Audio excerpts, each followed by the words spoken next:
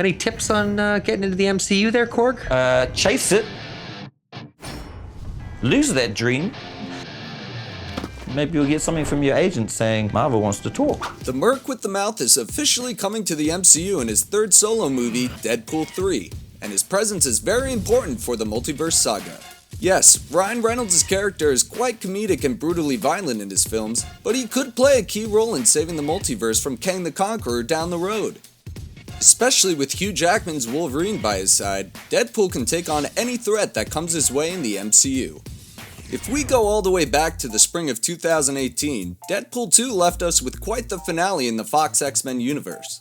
After risking his own life to save the kid that goes by Fire Fist, no relation to Iron Fist, Deadpool is saved by Thanos. Zip it, Thanos, we have a deal and you...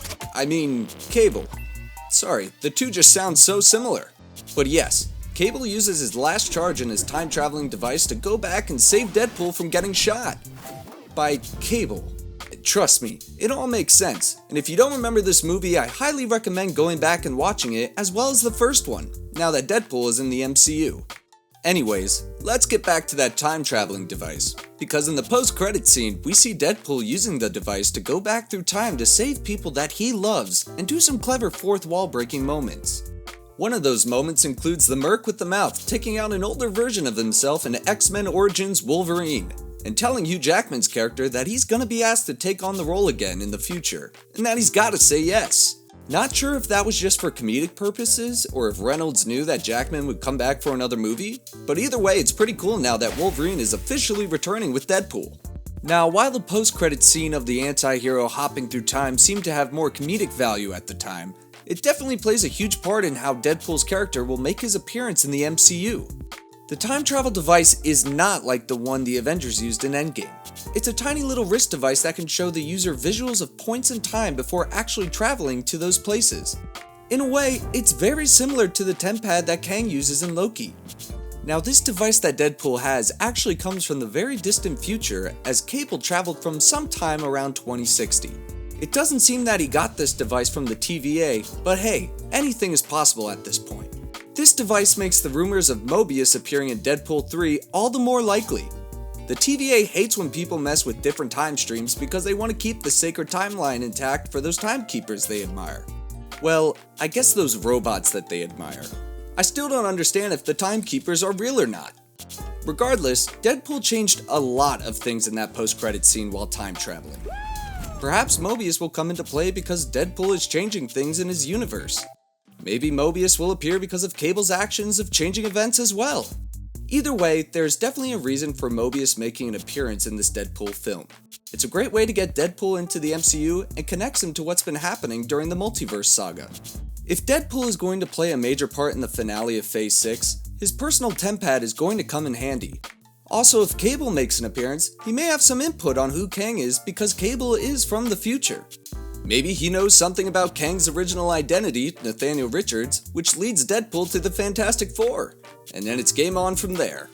It's quite possible that Deadpool will sneak through time and go after Kang in different timelines while the other heroes battle him head on. The possibilities are endless here, and Ryan Reynolds will make sure that Deadpool plays a significant part in saving the multiverse. I mean, he got Hugh Jackman back. That right there is enough for me to be happy. With this device, Deadpool has a lot of power to show in his first MCU movie. Especially with him teaming up with Wolverine, Deadpool can definitely have some crucial implications for Avengers Secret Wars. I wouldn't be surprised if he was the reason other Fox Marvel characters make appearances in the final Phase 6 movie. Deadpool made some jokes about wanting some X-Men cameos in his second movie, so maybe Ralph Bohner will actually come back. If there's anyone that can make it happen, it's definitely Kevin Feige. Thank you, Kevin Feige. Love you, Kevin Feige. Now that Kevin has Ryan and Hugh under his belt, I think the MCU is in for a treat. So the TVA has a huge connection to Kang in the Multiverse Saga. If Mobius does appear in the third Deadpool movie, maybe this will lead to Deadpool actually working alongside the organization in order to fight Kang. And if he's working with the TVA, depending how season 2 of Loki goes, Deadpool could team up with Loki himself.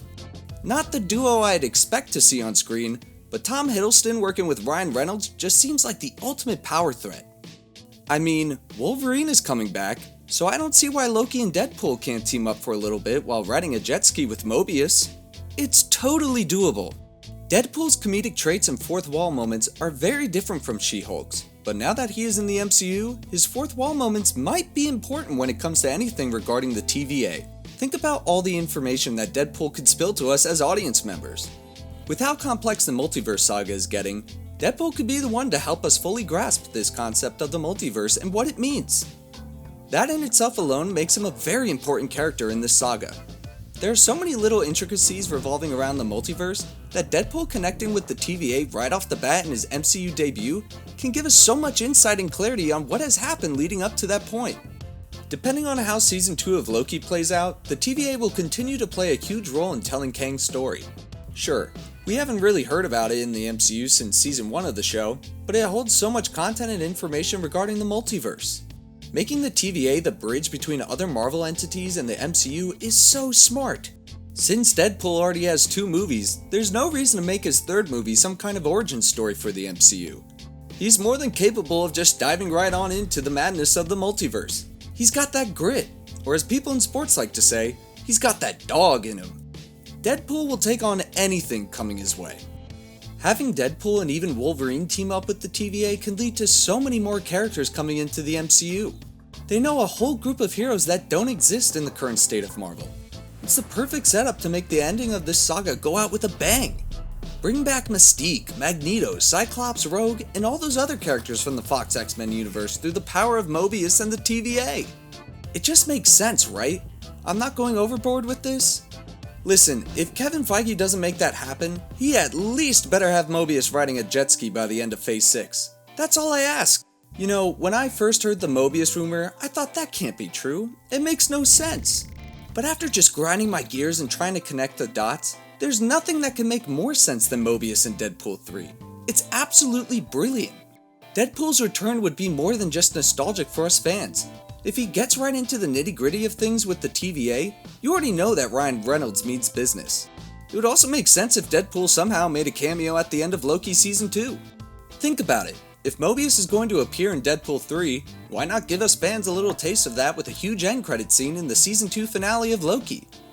Or maybe show a little something more of Wolverine since he's already confirmed to be coming back. If these 2 Marvel projects are going to connect in any shape or form, it seems right that Season 2 of Loki would set up Deadpool 3, right?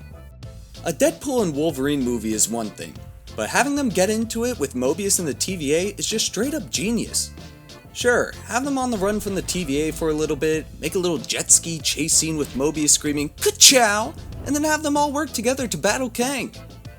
Okay, maybe don't make the Cars reference in this movie, but I thought it was a nice touch. In a way, Deadpool is coming across as the Captain Marvel of the Multiverse Saga. Brie Larson's character had her own solo movie right before Avengers Endgame and then played a somewhat significant part in battling Thanos. I mean, she saved Tony Stark, left for the whole movie, and then came back during the final battle. Plus, Iron Man won that battle, but that's not the point. Deadpool 3 is supposed to come out in Phase 6 before the 2 Avengers movies. Now this doesn't give the Merc a lot of time to adapt to the MCU, but with his powers, fourth wall breaking, and skills, Deadpool is more than fine coming into the game late. Sticking with this comparison of him to Captain Marvel, it's possible that Deadpool will be the hero behind the scenes in Phase 6. In Infinity War, a lot of the heroes were split up into different groups and didn't meet up with each other until the end of the film, or even until the end of Endgame. Deadpool may use his time-traveling wristwatch to help out the Avengers by doing his own thing. I'm not saying there needs to be another time heist, because there doesn't, but Deadpool is more of a lone wolf kind of guy. Obviously that mentality changed towards the end of his second film, but he will always have that part of him that would rather work alone. That doesn't mean he can't play a huge part in Phase 6 though. As much as it would be cool to see Deadpool fight alongside Spider-Man and the rest of the heroes, it seems to make more sense for him to have a side quest to help out in the fight against Kang. He can be the one that tracks down the original Kang in some specific time period and stop him from going down such an evil path. How he will stop him is totally up for debate, but Deadpool's TemPad gives him that ability that the other heroes don't have. Since he can time travel without Pym particles, he already plays a bigger role in the Multiverse Saga than Captain Marvel did in the Infinity Saga. That isn't to say that Brie Larson's character isn't important to the MCU, but the Infinity Saga introduced her as this incredibly strong hero and then didn't really use her in Endgame. Hopefully that isn't the case with Deadpool in this scenario, but we will just have to wait and see, I suppose. Another quick thing to note is that time travel is very tricky in the MCU. Deadpool's time traveling seemed to have more of a Back to the Future vibe, whereas Endgame specifically stated that it was nothing like Back to the Future. This will definitely need some clarification when Deadpool makes his way into the MCU, but maybe with the multiverse being a hot mess, it's okay if the rules change a bit. I personally wouldn't be upset with that. But think about it, Deadpool went back in time to stop his wife from dying, eliminated his own variant in a different movie, and even shot Ryan Reynolds before he could accept his role in the Green Lantern movie. Again, this was probably all for comedic purposes, but if this is following the rules of the TVA, then I can tell you right now that Mobius will not be a happy camper. Especially now that the version of Mobius who didn't believe in the TVA anymore is gone because of the events of the season 1 finale of Loki, I'm sure Mobius will give Deadpool a little visit. Unless his time traveling actually is like Back to the Future, then I truly don't know what to tell you. There is no universal law of what time travel is and isn't. Every movie just has to make it different and more difficult to understand. But hey, if you think you have a better understanding of time travel in the MCU, please drop that information in the comment section below for those of us who are still confused. We're all on the same side here. It's okay to help fellow fans out. Nonetheless, Deadpool has knowledge of time travel and just other little things that characters don't understand because he can break the fourth wall. I keep bringing up the fourth wall thing because it is important to his character.